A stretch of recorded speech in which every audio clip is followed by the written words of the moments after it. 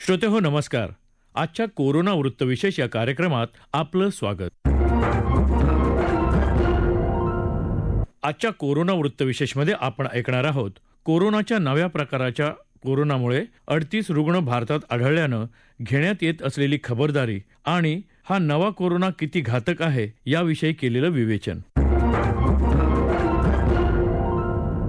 श्रोते हो, आपल्या देशात ब्रिटनमध्ये आढळलेल्या नव्या कोरोना स्ट्रेनचे 38 रुग्ण आढळले आहेत. त्यापैकी 8 रुग्ण हे महाराष्ट्रात आढळले आहेत. ब्रिटनमध्ये आढळलेल्या कोरोनाचा नवा स्ट्रेन आता हळूहळू जगभरात पसरू लागला आहे. जगभरातल्या अनेक देशात या नव्या स्ट्रेनचे रुग्ण आढळले आहेत. कोरोनाचा हा नवा स्ट्रेन ब्रिटनमधून आलेल्या प्रवाशांमध्ये आढळला आहे. ब्रिटनमध्ये कोरोनाच्या या नव्या स्ट्रेनमुळे थैमान घातलं आहे. ब्रिटनमध्ये कडक टाळेबंदी लागू करण्यात आली आहे. कोरोनाचा नवा स्ट्रेन भारतासह आणखी कुठे कुठे आढळला आहे आणि याबाबत कशा प्रकारची खबरदारी घेतली जात आहे याविषयी आरोग्य पत्रकार चैतन्य देशपांडे यांनी दिलेली माहिती आपण ऐकूया. गेल्या काही दिवसात कोरोनाच्या संसर्गाचं प्रमाण कमी होत असलं तरी ब्रिटनमध्ये आढळलेला जो नवा स्ट्रेन आहे त्याने खळबळ उडाली आहे. महाराष्ट्रामध्ये काल 8 प्रवाशांमध्ये नवीन कोरोनाची लक्षणे आढळून आली आहे. त्यामध्ये मुंबईतले 5, ठाणे, पुणे, मीरा भाईंदर येथील एका पेशंटचा समावेश आहे. आता देशामध्ये या नवीन स्ट्रेन बाधितांची संख्या ही 38 वर पोहोचलेली आहे. आपल्याकडे 10 लॅब म्हणजे ज्याला की आपण प्रयोगशाळा म्हणू शकतो, या 10 प्रयोगशाळांमध्ये या नवीन स्ट्रेनचा आपल्याला शोध लागू शकतो. तर भारत देशामध्ये दिल्ली, कोलकाता, हैदराबाद, बेंगलोर या सगळ्या ठिकाणी प्रत्येकच प्रयोगशाळांमध्ये नवीन व्हायरसचा शोध लागला आहे. शिवाय इतर देशांचं जर आपण बघितलं तर Denmark, Netherland, Australia, Italy, Sweden, France, Spain, Switzerland, Germany, Canada, Japan, Lebanon, Singapore या सर्व देशांमध्ये नवीन स्ट्रेनचे रुग्ण आढळले आहेत. आता या देशांनी मग त्यासाठी काय केलं तर प्रत्येकाने याच्यावरती उपाय हा एकमेव आहे की या व्हायरसला आयसोलेट करायचं म्हणजे एकटं पाडायचं. यासाठी काय करायचं तर UK वरनं आलेले जे लोक आहेत त्यांना आपल्याला आयसोलेट करून ठेवावं लागणार आहे. विलगीकरणात ठेवायचं आहे जसं आपल्या भारत देशामध्ये ठेवलं आहे. तर या सगळ्या देशांनी त्यासाठी आपली सगळी जी रणनीती कार्यक्षमता आहे त्याच्यासाठी वापरलेली आहे. ब्रिटनवरून नवीन लोक येऊ नयेत यासाठी उड्डाणांवर बंदी घालण्यात आलेली आहे आणि इतर देशांपेक्षा आपल्याकडे परिस्थिती आटोक्यात यासाठी आहे असं म्हणता येईल. कारण की आपल्याकडे हा व्हायरस पुण्यातल्याच NIV मध्ये कल्चर करण्यात आला आहे असं ICMRने सांगितलं. याचा अर्थ या व्हायरसला बंदिस्त करून ठेवण्यामध्ये भारत बऱ्यापैकी यशस्वी झालेला आहे. शिवाय आपल्याकडे ज्या 2 लसी ज्यांना मान्यता मिळाली आहे त्यापैकी कोवॅक्सिनची जी लस आहे त्यात व्हायरसनी स्ट्रेन जरी बदलला म्हणजे वेगळं रूप जरी धारण केलं तरी सुद्धा लस ही इफेक्टिव्ह राहणार आहे म्हणजे लस परिणामकारक राहणार आहे असं त्यांचं म्हणणं आहे. त्यामुळे आपल्याला तसं घाबरण्याची गरज नाही.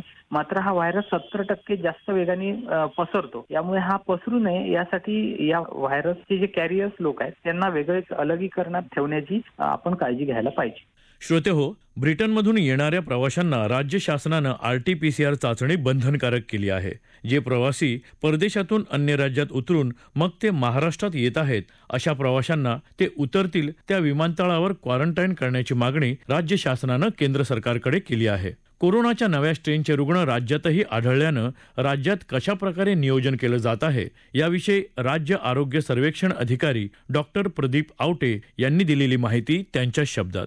डिसेंबरच्या मध्यावर इंग्लंडमध्ये करोना विषाणूचा एक नवा उपप्रकार किंवा ज्याला आपण इंग्रजीमध्ये एक नवा व्हेरियंट सापडला हे आपल्या लक्षात आलं. आणि या नव्या विषाणूच्या मध्ये एक विशेष गुण जो आढळला तो म्हणजे हा आपल्या जुन्या विषाणूपेक्षा अधिक वेगाने पसरतो हे तज्ज्ञांच्या लक्षात आलं. आणि त्यामुळं लंडनमध्ये आणि इंग्लंडच्या काही भागामध्ये पुन्हा नव्यानं लॉकडाऊन सुरू करण्यात आला. जगभरातल्या अनेक देशांनी इंग्लंड सोबतचा जो आपला विमानसेवा आहे ती काही काळाकरता खंडित केली. त्याच्यामध्ये भारतानंही ते केली. या सगळ्यामुळं एक भीती, असुरक्षितता किंवा नेमकं हे काय आहे अशी भावना सर्वसामान्य माणसांच्या मध्ये निर्माण होणं हे अगदी स्वाभाविक होतं. आपण जर पाहिलं तर विषाणूमध्ये आणि विशेषतः त्यातही जे विषाणू हे RNA प्रकारचे असतात त्यांच्यामध्ये आपल्या जनुकीय रचनेमध्ये सातत्यानं बदल होत राहणं ही एक त्यांच्या जीवनक्रमातली नित्याची घटना आहे. त्याच्यामध्ये नवीन असं काहीही नाही. विषाणू हा मुळात असा सूक्ष्मजीव आहे की जो सजीव आणि निर्जीवतेच्या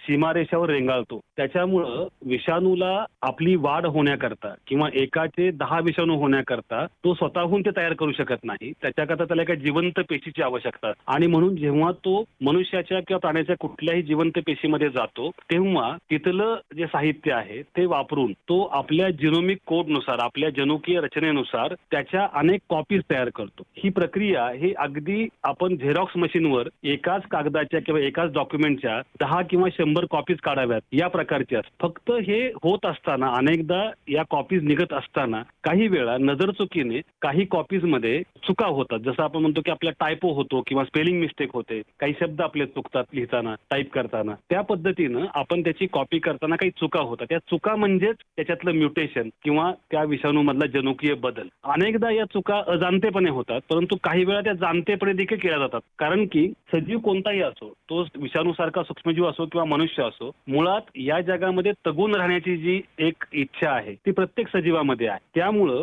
माणसाच्या प्रतिकार शक्तीवर मात करण्याकरता किंवा आपण जी वेगवेगळी औषधं या विषाणूकरता वापरतो त्या औषधांना त्यांच्यावर मात करण्याकरता, त्या औषधांना न जुमानण्याकरता काही आवश्यक बदल विषाणू आपल्या जनुकीय रचनेमध्ये करत असतात. तर त्यातलाच हा एक बदल आहे. महत्वाची गोष्ट अशी आहे की या सगळ्यामध्ये आपण घाबरून जावं असं काहीच नाही. यामध्ये घडलेलं आहे ते एवढंच की विषाणूच्या जनुकीय रचनेमध्ये काहीसा बदल झालेला आहे आणि तो बदल झाल्यामुळं हा विषाणू थोडासा वेगानं पसरतो आणि मुख्यत्वे तरुण लोकसंख्येमध्ये तो अधिक पसरतो असं निरीक्षण आहे. हा बदल झाल्यामुळं विषाणूची जी घातकता आहे किंवा ज्याला आपण इंग्रजीमध्ये म्हणतो की व्हिरुलन्स, तो वाढलेला नाही हे आतापर्यंत निरीक्षण आहे. तथापि असं जरी असलं तरी हा नव्या प्रकारचा विषाणू किंवा हा जनुकीय बदल झालेला विषाणू आपल्या देशामध्ये आलेला आहे किंवा नाही याच्याकरता आपण खबरदारी घेतो आहोत आणि त्याच्या अनुषंगाने योग्य ती पावलं आपण उचलतो आहोत. आपण पहिली गोष्ट केलेली आहे की आपण इंग्लंड सोबत आपली जी विमान सेवा आहे ती तात्पुरती खंडित केलेली आहे. त्याच्याशिवाय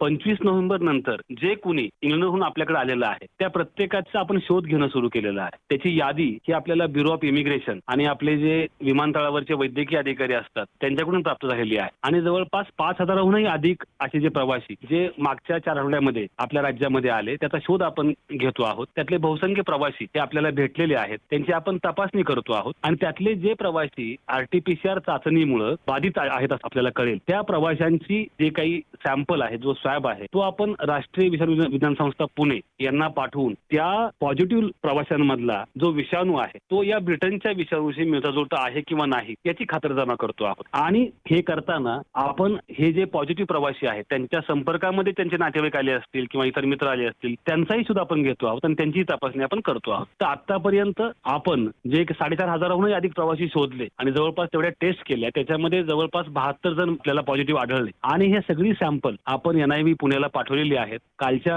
अहवालानुसार याच्यापैकी 8 जणांमध्ये आपल्याला हा जो ब्रिटन मधला व्हेरियंट आहे किंवा हा जो नवा विषाणू प्रकार आहे त्या प्रकारची रचना ही आपल्याला 8 रुग्णांच्या मध्ये सापडलेली आहे. आता ही बातमी आल्यामुळं आपण घाबरायचं काहीच कारण नाही, कारण आता हे जे 8ही रुग्ण आहेत की जे पॉझिटिव्ह आले आणि ज्यांच्यामध्ये हा नवा विषाणू आढळला, आपण जर त्यांची आत्ताची परिस्थिती समजावून घेतली तर हे 8ही लोक हे पूर्णपणे लक्षणविरहित आहेत. त्यातल्या कुणालाही एकही लक्षण नाही, ते कुणीही गंभीर स्वरूपाने आजारी नाहीये, त्यांना कुठल्याही औषधाची गरज पडू नये इतके ते अगदी नॉर्मल आहेत. त्यामुळं या पद्धतीनं आपण आता इंग्लंडहून आलेले प्रवासी त्यांचा शोध, त्यांची तपासणी, त्यांचा जिनोमिक सिक्वेन्स किंवा जनुकीय रचना समजावून घेणं आणि त्यांच्या संपर्कातले जे लोक आहेत त्यांचा शोध घेणं, हे सगळ्या गोष्टी आपण करत आहोत. या सगळ्याचा अर्थ एवढाच आहे की आपण यापुढे देखील ज्या त्रिसूत्रीप्रमाणे चाललेलो आहोत की शारीरिक अंतर राखणं, गर्दीमध्ये किंवा समूहामध्ये मास्क वापरणं आणि हाताची स्वच्छता, ही त्रिसूत्री आपल्याला यापुढे सुद्धा वापरण्याची गरज आहे. घाबरून जाण्याची आवश्यकता नाही, हा यातला सगळ्यात महत्वाचा भाग आहे. त्यामुळं अनेकदा वेगवेगळ्या बातम्या, वेगवेगळी माहिती वाचून सर्वसामान्य लोकांच्या मनामध्ये अरे हा विषाणू बदलला, आता अजून हा नवीन काही करेल की काय, अशी भीती बाळगायचं कारण नाही. विषाणूमध्ये होणारे जनुकीय बदल ही नेहमीची गोष्ट आहे, त्याच्यामध्ये घाबरून जावं असं काहीही नाही. श्रोते हो, कोरोना विषाणू स्वतःच्या संरचनेत बदल करून स्वतःला अधिक प्रभावशाली करत आहे. विषाणूंमध्ये होणारं असं म्युटेशन हे मानवजातीसाठी हानिकारक ठरू शकतं. त्यामुळेच जगभरातले संशोधक विषाणूच्या बदलत्या स्वरूपाविषयी अधिक जागरूक असतात. कोरोना विषाणू हा सर्वांसाठीच नवा आहे, त्यात तो वेगळ्या पद्धतीनं बदल घडवून आणत असल्यानं संशोधकांपुढचं आव्हान वाढलेलं आहे. विषाणूचे होणाऱ्या बदलांमध्ये त्यांच्यावर औषधांचा प्रभाव कमी होऊ शकतो किंवा कायमचा नाहीसा होतो. कोरोनाचा हा नवा स्ट्रेन नेमका काय आहे याविषयी आतापर्यंत हाती असलेल्या माहितीवरून हा किती घातक आहे तसंच आपण काय काळजी घेतली पाहिजे याविषयी माटुंगा इथल्या रसायन तंत्रज्ञान संस्थेचे संचालक डॉक्टर अनिरुद्ध पंडित यांनी दिलेली माहिती ऐकूया. नवीन UK मध्ये म्हणजे इंग्लंडमध्ये एक म्युटंट व्हायरस तयार झालाय आणि ज्याच्यामुळे जे काही आतापर्यंत व्हायरस बरा होणार, व्हॅक्सिन मिळणार आणि व्हॅक्सिन त्याच्यावरती वापरता येणार, ह्या ज्या आतापर्यंतच्या ज्या काही आशा तयार झाल्या होत्या त्या आशांवरती सगळं काही पाणी फिरणार का, अशी एक शंका लोकांच्या मनामध्ये तयार झाली आहे. पण तसं काही करून घ्यायचं, लोकांनी वाटून घ्यायची जरुरी नाहीये. याचं कारण आपण ज्या वेळेला व्हायरस म्युटेट होतो त्याचा अर्थ असा असतो की तो व्हायरस आपल्या सर्व्हायव्हलसाठी म्युटेट होत असतो. म्हणजे त्याला कळतं की आता आपल्याला मारण्यासाठी या लोकांकडे काही नवीन नवीन प्रक्रिया तयार झालेल्या आहेत, नवीन नवीन औषधं तयार झालेली आहेत आणि या औषधांपासून आपल्याला कसं वाचवता येईल आणि ते वाचवता येण्यासाठी व्हायरस म्युटेट होतो. आता तुम्ही जर वाचलं असेलच की जो काही ओरिजिनल वुहान व्हायरस जो म्हणायचा कोविड-19चा, तो व्हायरस आतापर्यंत 17 ते 38 वेळेला म्युटेट झालेला आहे असं म्हणतात. आणि ज्या वेळेला तो म्युटेट होतो तर काय करतो, तर त्याची मूळ प्रथिनं म्हणजे जो काही जेनेटिक मेकअप असतो तो जेनेटिक मेकअप तसाच राहतो, पण त्याची जी डॉकिंग प्रथिनं असतात की ज्याला तो सेलला अटॅच करतो, सेलशी संलग्न होण्याचा प्रयत्न करतो, त्याच्यामध्ये बदल होत राहतो. आता जर तुम्ही जुना कोविड व्हायरस बघितला तर तो काही ठराविक सेल्स बरोबरच जुळवून घ्यायचा, म्हणजे या ज्या सूक्ष्म पेशी बरोबर हा व्हायरस संलग्न व्हायचा आणि ह्या सूक्ष्म पेशी जास्त करून घसा, नाक, श्वसन मार्ग या ठिकाणी असायच्या आणि त्यामुळे आपण जी काही प्रिकॉशन्स त्यावेळेला ज्या घेत होतो म्हणजे मास्क वापरा किंवा खोकताना तोंड कव्हर करा, त्यावेळेला या पेशींमध्ये तो व्हायरस जाण्याचं प्रमाण आपण कमी करायचा प्रयत्न करत होतो. आता हा जो नवीन म्युटंट व्हायरस UK मध्ये तयार झालेला आहे त्यांनी काय केलंय की त्याला कळलंय की आपल्याकडे एक सेल मिळायला, सूक्ष्म पेशी शरीरातल्या मिळायला काही आता दिसत नाहीये, चान्स दिसत नाहीये किंवा काही आपल्याला जुळत नाहीये, तर आपण काय करूया, तर आपण नवीन डॉकिंग प्रथिनं तयार करूया. जे प्रोटीन्स असतात, जे आर्म्स असतात, म्हणजे कसं असतं की काही ठिकाणी आपल्याला काही पकडायचं असेल तर ते आपण एका बोटाने पकडतो, काही वेळेला संपूर्ण हात वापरतो, संपूर्ण 4 किंवा 5 बोटं वापरून पकडतो. तसं ही नवीन डॉकिंग प्रथिनं तयार झाली आहेत जे या म्युटंट व्हायरसमध्ये आहेत आणि त्यामुळे तो म्युटंट व्हायरस फक्त नाक, घसातल्याच पेशीच नाही पण बाकीच्या अनेक पेशींशी पण तो जुळवून घ्यायला लागलाय. पण यांनी आपल्याला जास्त भीती वाटून घ्यायचं कारण नाही. याचं कारण असं की जी मूळ प्रथिनं आहेत त्याचा जो ओरिजिनल जेनेटिक मेकअप आहे तो ओरिजिनल जेनेटिक मेकअप अजून तसाच राहिलेला आहे, तो बदललेला नाहीये आणि त्याच्यामुळे जे काही आता व्हॅक्सिन तयार झालेलं आहे ते व्हॅक्सिन जुन्या कोविड बरोबर नवीन कोविड म्युटंट व्हायरसला पण तितकंच लागू पडेल अशी लोकांची खात्री आहे. आता ह्या नवीन जुळवून घेण्यामुळे होतं काय, तुम्ही जर न्यूजपेपरमध्ये बातम्या वाचल्या असतील तर तुम्हाला कळलं की हा व्हायरस जास्त, जो नवीन व्हायरस आहे तो जास्त प्रमाणात संसर्ग पसरवू शकतो, जवळजवळ 60 ते 70% जास्त संसर्ग झपाट्याने वाढू शकतो. याचं कारण असं की तो व्हायरस फक्त घसा, नाक, श्वसन मार्ग याच्यातल्याच पेशीशी संलग्न न होता बाकीच्या काही पेशींबरोबर सुद्धा संलग्न होऊ शकतो. पण तरी तो झाला संलग्न आणि कोविडचं इन्फेक्शन झालं तरी जी काही लस सध्या तयार झालेली आहे, जी जुन्या कोविड व्हॅक्सिन वरती इफेक्टिव्ह आहे किंवा परिणामकारक आहे, तेवढीच ही या नवीन व्हॅक्सिन वरती सुद्धा परिणामकारक होईल. याबद्दल मला कळतं त्याच्या बेसिसवरती मी सांगू शकतो आणि बहुतेक सगळे व्हॅक्सिन डेव्हलप करणारे जे लोक आहेत त्यांचीही तशीच खात्री आहे. श्रोते हो, कोरोनाच्या या नव्या स्ट्रेनवर अभ्यास केला जात असून त्यावरही लवकरच तोडगा शोधता येईल. तोपर्यंत याचा प्रसार होणं टाळायचं आहे. त्यासाठी नागरिकांनी कोरोनाच्या त्रिसूत्रीचं पालन करणं बंधनकारक आहे.